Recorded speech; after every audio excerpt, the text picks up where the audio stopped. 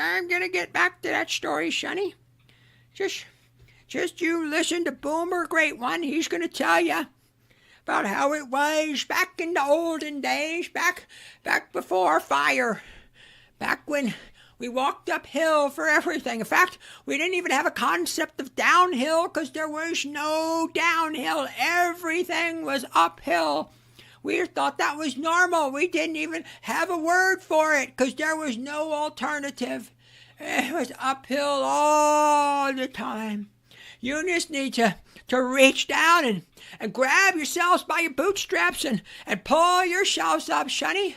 Because when I was your age, I bought a house for $25,000. And I made that money on my paper route and bussing tables at the local cafe. And if I could do it, you can do it too. You just need to reach down and pull yourself up and just buckle up there, buckaroo. God, I hate boomers. So it goes without saying that most people in the media, traditional mainstream media, hate you. They do. It's not shtick.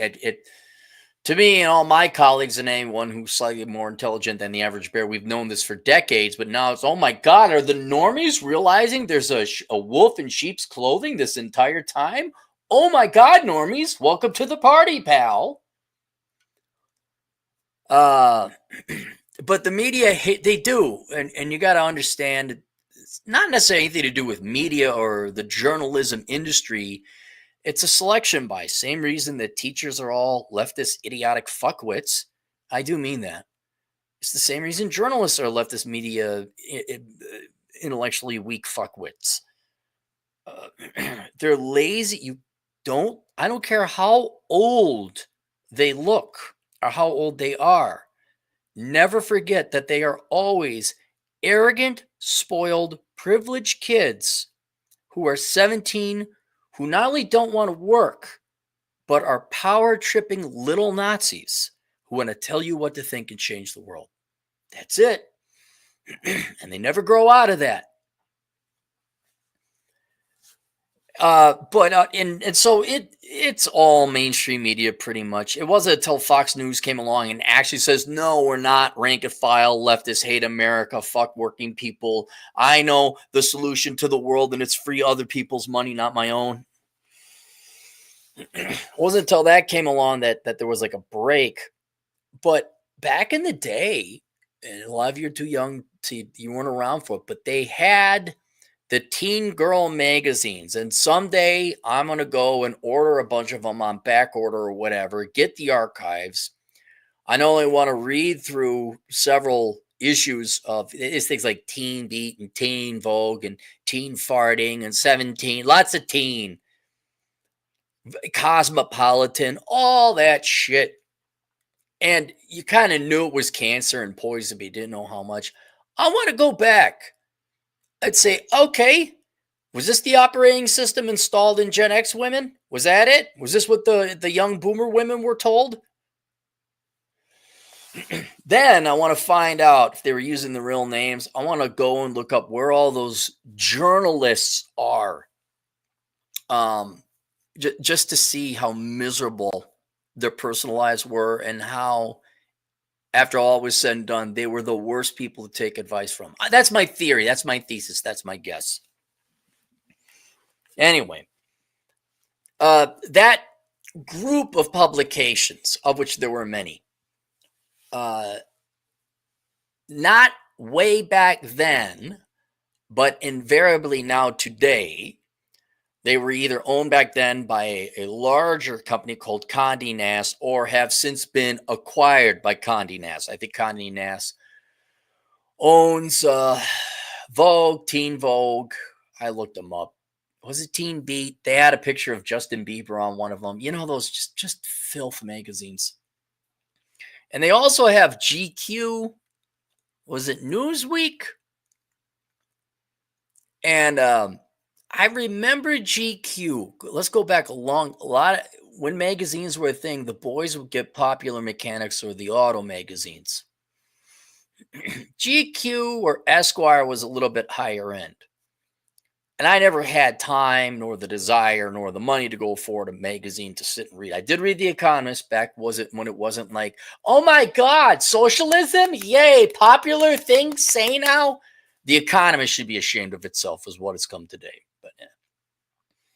But I wasn't going to buy GQ, but GQ I thought was Gentleman's Quarterly. I thought it was like, fancy masculine shit and cars and maybe fancier things like cologne and Rolex watches. Oh no, it's headed up. Go look up the staff of GQ. Go look up the girls and the girls who write for GQ. And they're writing political, like for trans rights and all, which I'm for the equal treatment of everybody, trans or not. What does that have to do with GQ? And whether it was 1987 or modernly today, the people at Condé Nast do indeed hate average, hardworking Americans. They are a leftist. Well, the entity itself might be capitalist, but the product is leftism and socialism and debauchery and like edgy shit. And oh my God, 30 ways to suck a dick. And but men are horrible. That's why I want it, because I never read Teen Beat. But it was slop. It was poison. Very clearly, you hated traditional, hardworking American men. You hated masculinity. You hate America. Ooh, tee-hee, won't this be fun and get us ad sales? And talk about being John McClane in the Nakatomi Plaza waiting for Powell to come around. Hey, the normies are here. You start to realize they've all been lying to you this entire time and that they're fucking terrorists. I don't know why it took the Trump election to wake people. I don't know what's going on. I really don't. But finally, you're hearing all these companies laying off, whether it's the tech industry. Who do they lay off? They lay off the developers. Who do they lay off? I like it when they lay off DEI and HR and their activists in their marketing department. You guys aren't worth anything, especially when you don't market a good product. But generally, it's your foot soldiers that get laid off. It's not the executives until now, because the market for traditional media is so bad. Not just because the internet, but you guys, no one's believing your shit anymore. Do you see this? Do you see that? You're obsolete. You've been replaced by fucking this. A schmuck with a hat and glasses because he's getting old and he's got his bucket. Look at this. You're getting beat by this. I got that at a gas station. I don't even do journalism. I don't look shit up. I don't interview people. I just call you on your bullshit because you're all liars. Did you notice this internet thing where all this empirical data is being published? You could just like, well, that's not true. And I don't know if it's an addiction to an ideology, or you just hate America, or good people, or men, or Republicans, or whatever it is that cool and edgy kids hated. Or you don't have any skills to make it in the modern day media landscape now. But it's over for you guys, and now things have gotten so bad they're actually cutting the executives, which you should be done. I'm sure if I looked up, they're a private company. I know the New York Times was losing money. The Star Tribune went bankrupt. Is Condé Nast make Condé Nast profits? Condé Nast posted flat revenue gains.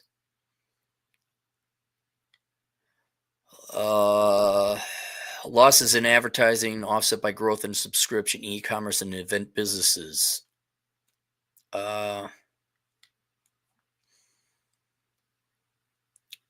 Lynch said moving to a place where the company is consistently breaking even has helped it invest in growth areas, particular digital. So you're breaking even, huh? Where's the profits? I want to see the profits. Okay, you're good. You don't make money. If you made money, it would have been right there. Sales this much per share, that per you would have said so. You're not making money unless what? I'm not. It's your job, fucking journalist people, to report the truth and be very clear with the readers. I don't know how long you lasted this long, but it's good to see you executive fucks who's been in charge of these hate-filled regs, these anti-American regs, the anti-male regs, the anti-conservative Republican, just fucking shills for the cool, edgy Democrat socialism free of other people's money things. I don't know what the fuck you did to our women, but they're all levels of fucked up right now. I want to see what happened to the writers of 20, 30 years ago. Where are they now? The ones who knew so much wisdom, so much advice, so much opinion. Where are they now? Well, my God, it may have taken 2 generations, but people are finally sick of your shit and they're not buying it anymore. From Yahoo Finance, Condé Nast cuts more jobs in another round of media layoffs. Update. So I'll read the original article here later.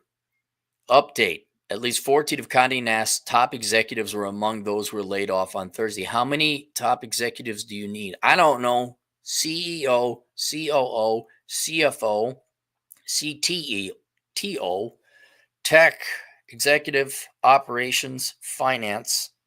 You need control in there for accounting and recruiting. Should be a department, not even a division. Why do you have 14 executives?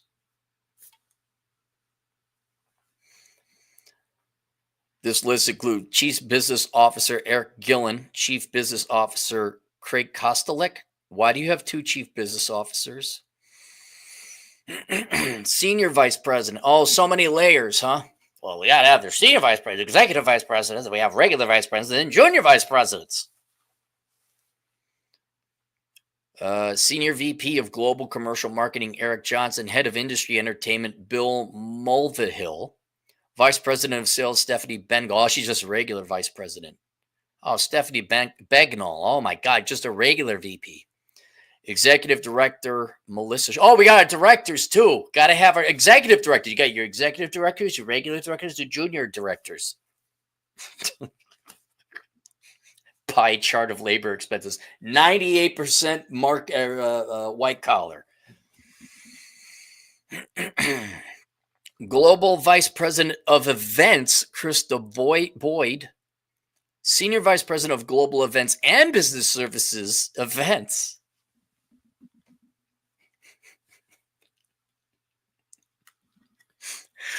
And Business Services, Patrick Garrigan, Executive Director of Events and Festivals. Festivals!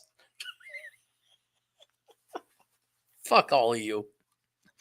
Seth Dodson, and Senior Director of Business Operations and Finance, Festivals and Events.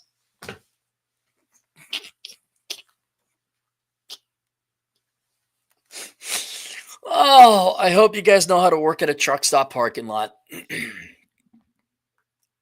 Liz Pesnell. Kostelek is expected to stay with the company through the end of March, but the rest of the cuts were effective immediately, the outlet said. The layoffs are partially attributed to Chief Revenue Officer Elizabeth Herbst Brady's need to balance the budget in light of the challenging commercial circumstances facing the company. I looked her up, and boy, she's a big supporter of the DEIs and the current thing. She's totally, now I guess your chief revenue officer, you don't want that person to be innovative or creative. You want them to be, I guess, a numbers person. But she's so down with the popular stuff. Go look her up. Challenging commercial circumstances facing the company, the outlet reported for her. How about you just shut down? Just shut down. Sell your brands to any vulture capital group. They'll come in and spare it. I don't know. Could just give it up, man. It's over. Why waste anyone's time? Go find a new career, a new profession, new industry where it's actually growing or stable. Why are you here? I have a question. Why do you insist on working in an industry that is hate and propaganda? That's what I want to know. Don't tell me, we're not hating propaganda, says you. Everybody else looking, I'm like, seems kind of hateful and propagandist to me. The layoffs offer included several members of the team at GQ. Allure's editor-in-chief, Jessica Krull, will also become the editor-in-chief of Self. Oh my God, Self and Allure? Are those still... Hang on, what's going on at Self?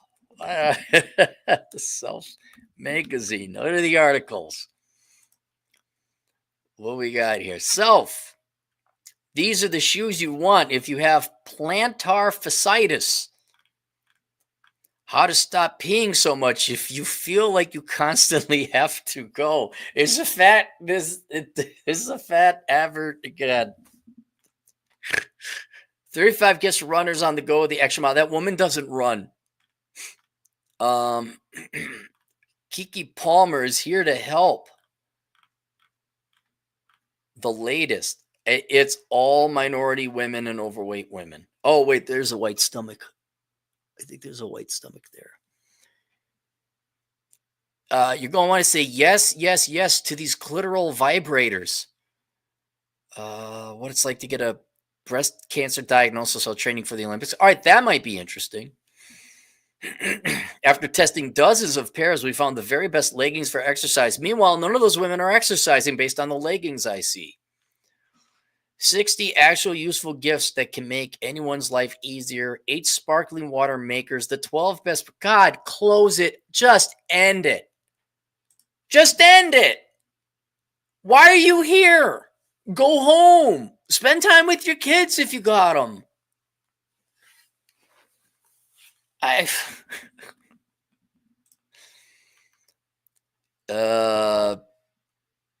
And there were also layoffs at the studio businesses previously known as Condé Nast Entertainment. Original story. Condé Nast laid off a number of employees on Thursday. The Wrap has learned. The move came just over a year after the publishing mainstays behind out like Vogue, GQ, and The New Yorker. Oh, The New Yorker. the extra... If the New York Times wasn't asshole enough and sanctimonious, you got The New Yorker. Arrogant New Yorkers. Oh, my God. How current thing could you be? It's unclear how the New Yorker slashed 270 jobs. It's unclear how many Condé Nast employees were laid off and which sectors of the business were affected. Oh my God, all you people might have to get real jobs for the first time in your lives instead of telling other people what to think. That's essentially their product. I don't know how long. How it lasted so long, the business model of telling other people what to think. How you succeed? Was it because you told them to think what they wanted to think? Big is beautiful, free shit for everyone. Nothing's your fault. But really, I guess the human capacity for lies is about 40, 45 years. How to play mind games with your 12-year-old boyfriend. That'll set him straight when he hits puberty. It's unclear how many Condé Nast employees were laid off and which sectors the businesses were affected. Representatives for Condé. Well, how many people does Condé Nast employ?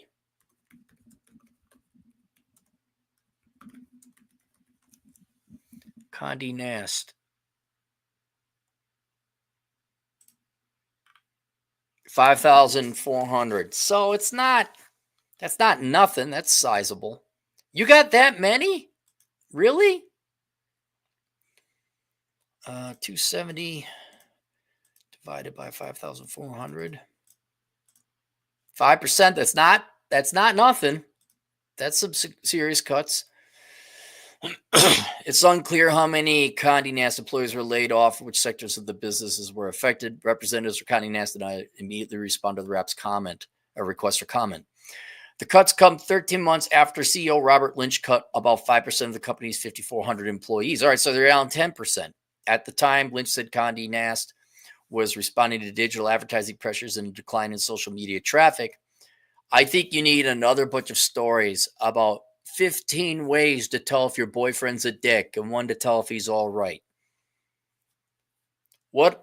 You don't do enough fluff pieces, right?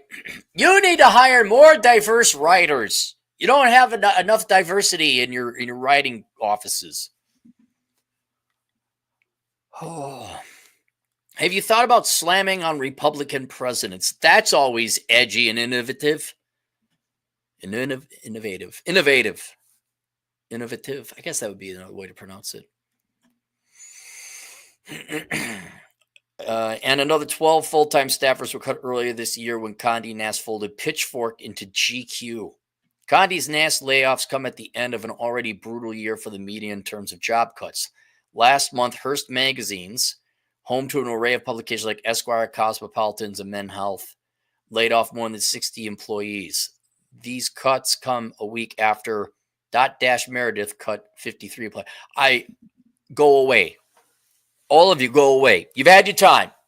You had roughly 40 years to sell your self-indulgent, Marxist, leftist, leaning, anti-male, feminist, current popular thing, trash.